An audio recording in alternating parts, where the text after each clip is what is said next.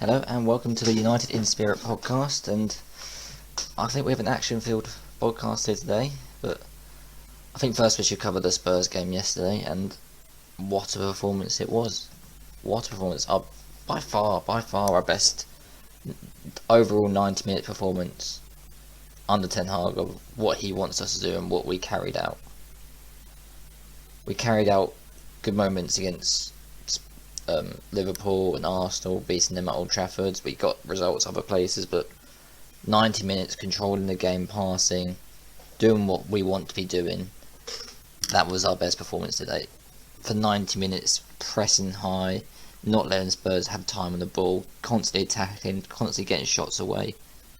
It was very impressive. Very impressive. Stands out all over the pitch. De Gea, starting from the back, De Gea's distribution was very good yesterday. Noticed from goal kicks, Martinez would kick it to him if he found the man, but a lot of times he just found the isolated guy in the Spurs defence, and we were winning taking balls, and that's how we got the pitch, and it was working. And then in last season, and since about 2013, the Spider-Man United team has been not very good. Let's just face it. We had the Jones Smalling and defence with Fellaini sometimes in front of them. Sometimes it was Carrick when he was a bit older, but he was still good, but wasn't really connecting that well. And then we had, more recently, we had McTominay and Fred in front of Maguire and Lindelof. And you just go, that's not going to breathe confidence into the rest of the team. What's it do? Is it great defensively? No, not really.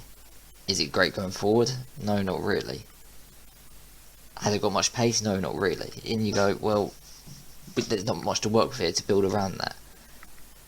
But yesterday showed what a spine, even just 3 players in that spine, does to you.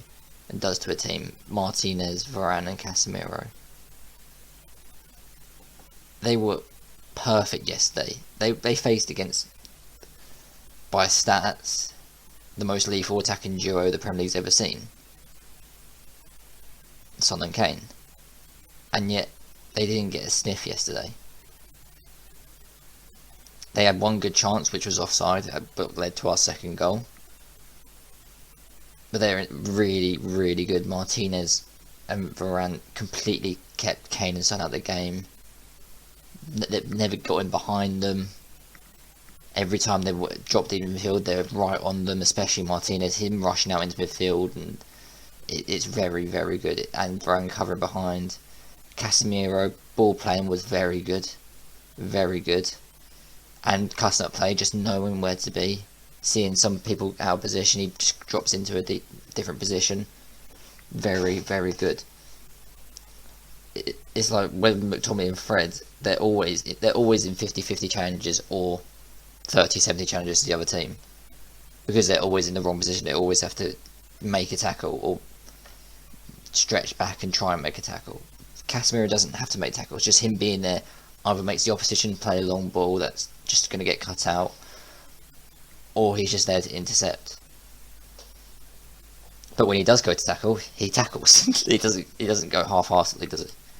He goes 100% in. And then that just builds a base for our attack to work as well. And the fullbacks were a massive part of our attack yesterday. Inverted inside a lot of the time, providing help out field, but playing out the back, we played with the 2-3-5 shape that we saw Ten Hag use a lot at Ajax, with Luke Shaw and Dalot tucking into midfield, Anthony Sancho going out wide. But Shaw and Dalot were a massive part of us being able to sustain pressure. We were able to just pack in that midfield. Not only helped us more options on the ball, but when we lost the ball, they were there to counter press as well. It was very good. It all takes time, obviously, to learn that role, because fullbacks are just used to overlapping, and that's been the case for a few years now. Just overlap. But now it's coming to what people have been doing is just stick inside midfield, and we can control games better that way. And they were very good at that. recycling possession. It's not just about creating chances, it's just about keeping possession of the ball in the Spurs half, and they did that. They created chances as well. Dello created a chance for Luke Shaw's volley, which very nearly nestled into the top corner. But it was very good. And then Anthony and Sancho, they might have not had the best games, both of them, but they kept what the tactical means to do so. They stayed wide, they offered the threat. That's all you really need to do. You don't have to have the best games, but if you stay wide, create space, it's going to be threatening to the other team. Yes, it will take time. Sancho, and especially, he's not used to that yet. He's not used to just staying wide and driving in. He's used to finding little pockets in the middle of the park, really. So it might take time for him to get used to that. But once he gets used to that, it could be very frightening. Anthony, still getting used to the Premier League, is playing very well. He had Perisic on ice yesterday. He's very, very good. Almost got a goal outside the post. Very good. Very promising. And then probably the two best players, probably for Man United yesterday, were Fred and Bruno Fernandes, the 2 8s, as you will. And I saw walking to the game yesterday that people were just annoyed that Fred started. Eriksen's on the bench, probably wasn't fit to start, but maybe McTominay should come in. But Fred was amazing yesterday. And a guy sitting next to me at the game yesterday, he sat down and said, "Oh, I hate Fred."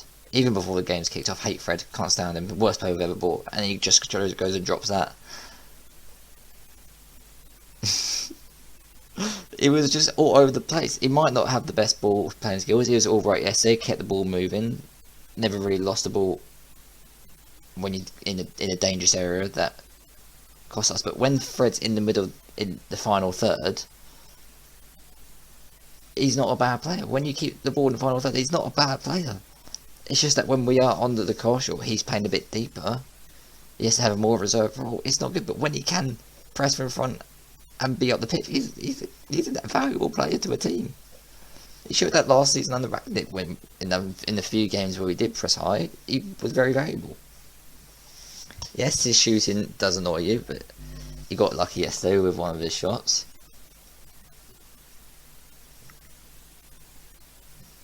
But the time yesterday where he done Romero with a turn on the halfway line, drove up the pitch, misplaced the pass, and most players will stand around and moan at themselves or at their teammates or something like that. But no, he's straight back on it. Press Romero, press the other player, went back to Romero, press Romero again, won the ball back, gave it to Rashford, who had a shot on goal, which if it wasn't for the race, Rashford could have had a hat-trick yesterday. But that's the kind of player Fred is. Never loses the ball. And when you want to instill that never stop attitude, he's the perfect player to have. Now, he probably won't start against Chelsea at the weekend, but off that performance, he does deserve to start. But Christian Eriksen is just a better player. It's true. And obviously, we'll probably have a more reserved role against Chelsea, which will probably go wrong for him. But it's just another player to add to a performance that you go, I can see what his place in the squad is. We've had a lot of performances over the years we go, I just don't know if we're playing this style that works or that works. And you go, okay, he's found a position of what he can be used for under Ten Hag, but Tommy's found a position of what he can be used under Ten Hag. And you go, even though these aren't his players, he's still figuring out where to put them, and they're excelling under him. And that's very promising for a manager. He could have easily started McTominay, but he didn't, and it worked. And then probably the man of the match yesterday, Bruno Fernandes. His best game in such a long time. There have been a lot of criticism recently, probably unjust. Probably. I mean, his work rate is just otherworldly. And I don't think people realise that his work rate, you don't get that with most other number 10s. Most number 10s are, the flair players, the players that will probably work harder when they are on the ball than off the ball. His work rate on the ball and off the ball is just as good. He had 63 successful passes yesterday out of 68, a 93% pass accuracy, and had 9 chances created at the same time. That's almost impossible. That's how good his game was yesterday. 9 out of 10 long balls accurate, and 2 tackles, and scored the goal. And a very good finish at that. A very good finish. What you can see here is if you place Fred yesterday and you put in Eriksen and you go against a low block team, you can see that 2-3-5 shape being able to break teams down. We've got players up the pitch, we've got players there to stop the counter-attacks, we've got quality players there to stop the counter-attacks, and we've got the quality players all over the place. We've got, if we have, again, it's just the same team with Eriksen instead of Fred, you got Anthony Sancho on the wings, providing the width, and if they get in space, they can hurt people. Then inside Dalot and Shaw, if they underlap or overlap, they're a threat. You got Fernandes and Eriksen who can both pick out passes in and around the edge of the box. They can pick out passes and they can both also score from range, also can make runs into the box. That's very good. And all Rashford has to do is just be there to run up, just keep running. If you just keep making runs, someone will find you. And he did that yesterday. He kept making runs. He made so many runs yesterday, with the ball and without the ball. Could have had a hat trick, but Lloris was just kept the score low somehow yesterday. But that's all we really need from a striker in these kind of systems. That's all Ten Hag wanted Haller to do. Just make runs. Someone will find you at some point. You don't need to be amazing in the build-up. You don't need to be this. But if you make runs and you press from the front, you're going to get chances. And that kind of, leads me on to the player that, doesn't seem to do that. And that's Cristiano Ronaldo. And I didn't see it at the game yesterday. I don't think anyone really in the ground saw it or noticed it. And everyone came out the ground like, what's going on? And seeing that Ronaldo left early, and you go, why has he caused this drama for no reason? You couldn't say 5 minutes, and then it comes out, you refuse to be subbed on. It's just disrespectful. It's just so disrespectful.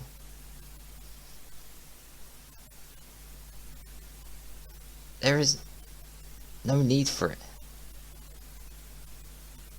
There's no need for it. You couldn't stay 5 minutes and then just walk off. No one really cared that much.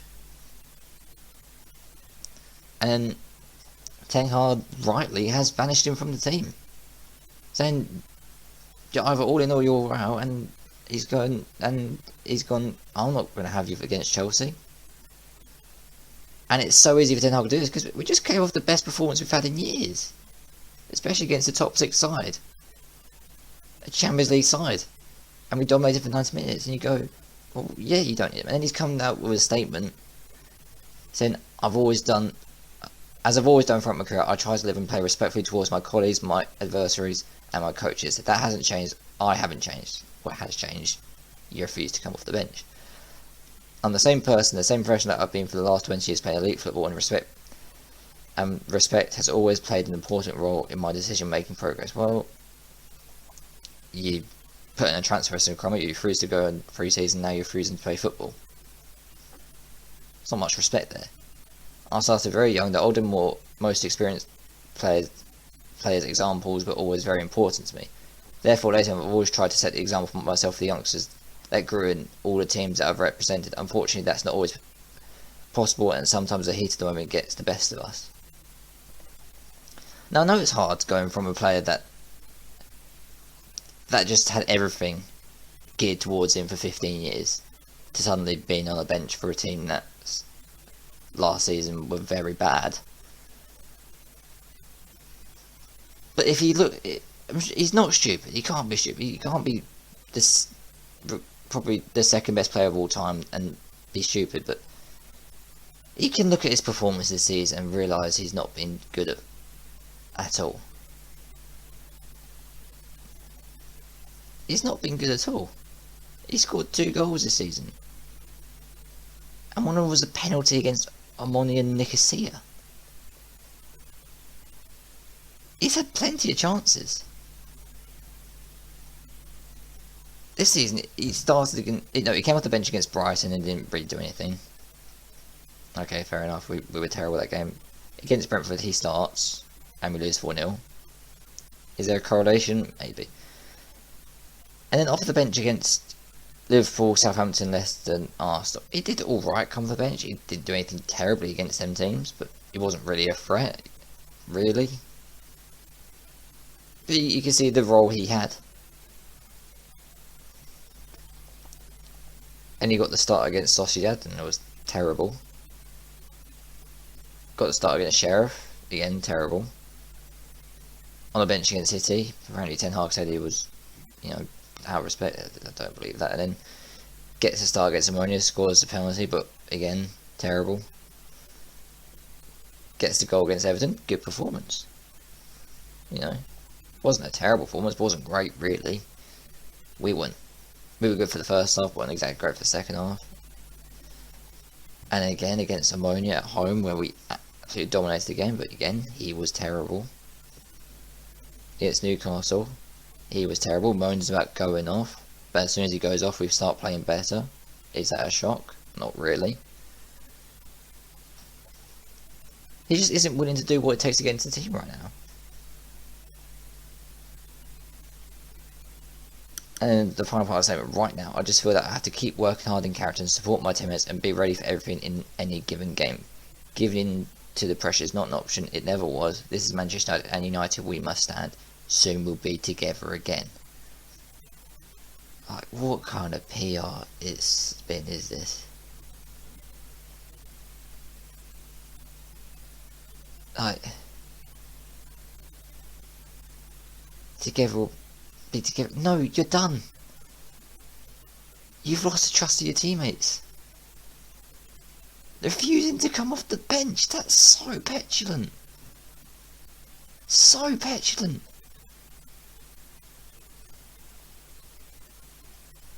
You can't be doing that. You can't be doing that. You play the role you have.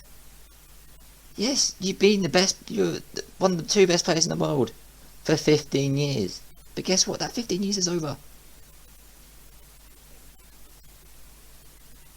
That 15 years is over. You're not the best in the world. You're not in the top 2 strikers at the club anymore. It must be sad to see, but sad to hear to him, but it's not. You're just not.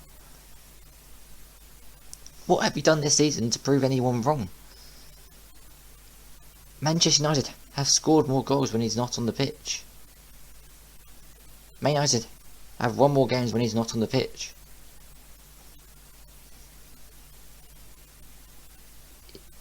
Like, he started twice in the Premier League. We lost 4-0 and we drew 0-0.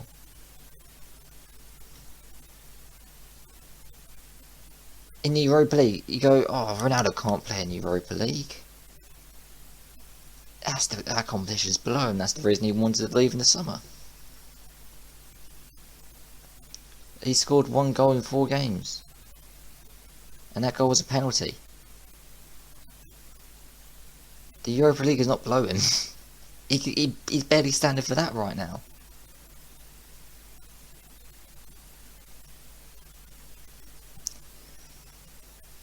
He showed... It was that time... He came in under Ollie. Under Ollie we were transferring in... we were kind of transferring into possession based side and high pressing side in that season. And he comes in and he doesn't run, he doesn't press, and kind of demands the ball at all times. Under Ollie, we were kind of like, everyone have a go. We're not really gearing towards one player. But then he comes in with somebody we're all geared to Ronaldo. And that got Ollie sacked. He did. He didn't know how to deal with it, and he got sacked, and it's just the truth. And then And then Ragnick, at the start of Ragnick, we didn't get towards Ronaldo at all. We played the team game. And yeah, it wasn't great football, but we were still getting results early on in Ragnick's reign. We were getting results, we saw a bit of progress, we were doing well, we weren't finishing our chances, but we were doing well. We weren't gearing towards Ronaldo. And we were doing alright. And then suddenly, slowly but surely, we were gearing towards Ronaldo again. And yes, he was scoring, and he then started scoring goals, and then we started to keep losing. And again, this season, in Europa League, we've geared towards Ronaldo, and we haven't done that well in Europa League, to be honest, have we? Lost to Sociedad, and then 2-0 win over Sheriff. Oh no, I've been saying it wrong. His goal was against Sheriff, not Ammonia. Oh, sorry, Ronaldo. Underestimated you there, mate. Sorry, mate. But yeah, his goal against Sheriff. In a 2-0 win where we played alright. What were you expecting? And then Ammonia, we got caught a counter twice, and then Ammonia again, we played really well but didn't take our chances, but Ronaldo didn't really help in that. His movement's not very good. Like, he doesn't have to do much to be in a Ten Hag side as a striker. Just press from the front and make runs. It's not hard. It's not exactly the hardest job in the world. He's not exactly asking you to dribble through 4 or 5 players and score. He's going to ask you to be a threat in the box, make some runs, and press from the front. He's not asking you to go towards the ball and drop deep, so there's no options in the box. We saw against Newcastle, for the whole time he was on the pitch, he was going towards the ball, dropping deep, going out wide, and you go, well, you've gone out wide and now there's nobody in the box. And when you're in the box, we seem to be always gearing towards him, and it doesn't work like that. And then against Tottenham, think how well everyone played together. Bruno got his chances, Fred got some chances, Rashford got his chances, Sancho and Ante got chances, Dyer and Shaw got chances. It wasn't all geared towards Ronaldo. If Ronaldo played against Spurs, I don't think we win. Rashford's energy up front was amazing.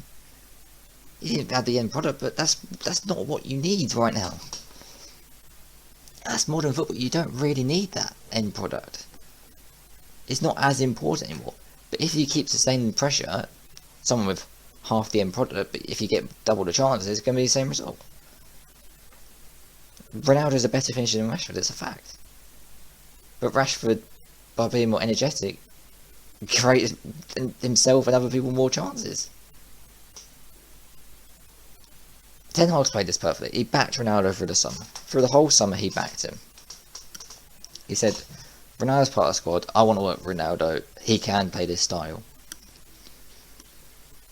He can. And then he starts him, he drops him, realising he can't play the style. But he still backed him. He's like, Ronaldo will still be able to play the style. He backed him.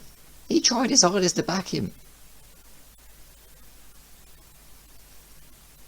But Ronaldo didn't produce. And it's as simple as, are you playing well? No, well, get out the side. Luke Shaw lost his place in the side to Malacia, played good football, came back into the side. It's not rocket science. If Maguire plays really well and you go, oh, I don't think we can drop him, then yeah, he comes in. He's given everyone chances. Some people have taken him, some people not. Ronaldo's one of them that he's not taken. And he's given Ten Hag the biggest tap in ever. He can just go, well, you're out now. I think deep down, Ten Hag didn't really want Ronaldo. He was alright with letting him go. But now, well, he can just suspend you and everyone's behind him. Only stupid people that seem to back Ronaldo over anything back him, and that's just a weird thing to do. Like, he's so in the wrong. You You're employed by this football club. You do what the manager says. If you, Ferguson said it himself. If you think you're bigger than the football club, go. He did it with Roy Keane. He did it with David Beckham. And Ten Hag's doing it with Ronaldo.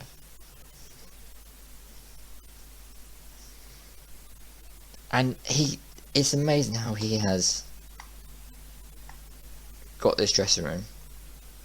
He's put his authority on this dressing room. No other manager has got their authority on the dressing room like they have Erik Ten Hag. He's got every player, bar Ronaldo, on his side. Well, maybe that's because he got the transfers in he wanted. That probably helped with it. He got players that know him, that can say to players, mate, trust him. It's a process, but we will get there. But these players have backed him. Through the summer, they've backed him. And they are reaping the rewards. There were some tough games in there. Losing to City was not good. Brentford, even the wins, we were not playing well, but we stayed in there. Lost to Sociedad, but we stayed in there. And now you come up against this Spurs side, you go, this could be one of the trickiest games, you know. We're not really so used to this possession style yet, and Spurs are one of the best counter-attacking teams in the league under Conte. And we absolutely battered them. And you go, well, that's it. This is what you've trained for. This is what you've worked hard for. And to have that overshadowed by a petulant man, it must devastate them. Especially the players that look up to him. I'm sure all of them looked up to him at some point in their career. But you got Bruno and Dalot as Portuguese players looking up to him. He was the hero of heroes to them. Rashford and Elanga growing up in Manchester United supporters. Hero to them. Anthony saying, oh, I can't wait to work with Ronaldo. It's Ronaldo. Garnacho. He's sued at the FA Youth Cup final. He cannot keep posting pictures about him with him Ronaldo. It must devastate him to see this kind of stuff. Going up after the game and seeing that he's refused to come on, looking him over the bench and go, well, refusing to come on. Going into the dressing room, he's just not there. He's gone. He's got the taxi home early.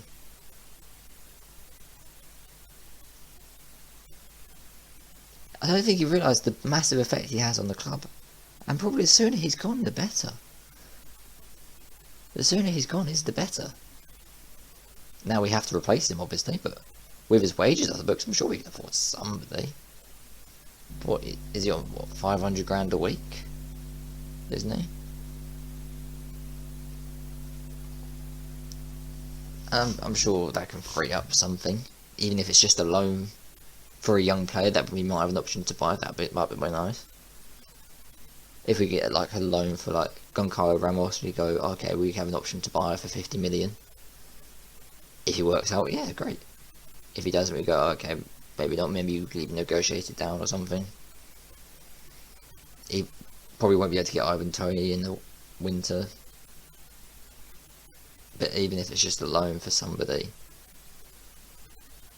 But the problem is getting rid of Ronaldo. He said in his statement that he wants to come back, but you're done. You're not trusted. We backed you through the summer.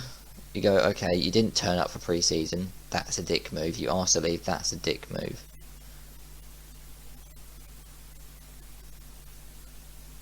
We backed you. We backed you. And you played us. He played us. He played us all.